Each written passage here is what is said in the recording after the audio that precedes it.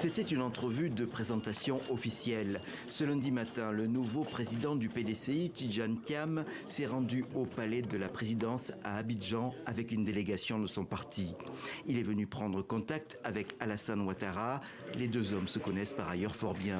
Au-delà des civilités, il s'agissait aussi de régler une question, les funérailles d'Henri Konan Bédié, ancien président de la République décédé en août dernier.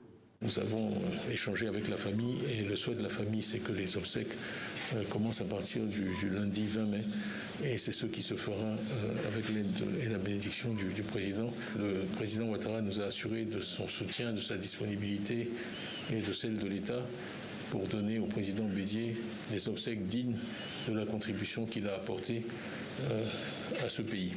Les différentes cérémonies entre Abidjan et le village natal de Bédié devraient durer jusqu'au 2 juin. Par ailleurs, le président Ouattara a apporté un soutien appuyé à Tidjane Thiam et son parti, jusqu'ici classé dans l'opposition. Alassane Ouattara dispose de son propre parti, le RHDP, qui a la majorité à l'Assemblée nationale. Nous avons donc échangé sur notre vision du pays. Faire en sorte que ce pays continue dans la paix et que les choses se déroulent conformément à la vision commune que nous avons de la démocratie et de la paix pour la Côte d'Ivoire. Moi-même, j'ai été numéro 2 du PDCI quand j'étais Premier ministre de 90 à 93. Donc c'est un parti auquel je suis particulièrement attaché. Tidjane Thiam a été élu à la tête du PDCI en décembre dernier pour succéder à Henri Konan Bédié.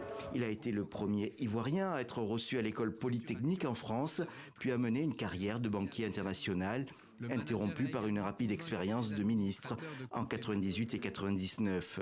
À 61 ans, il devrait a priori incarner la candidature du PDCI lors de l'élection présidentielle de 2025.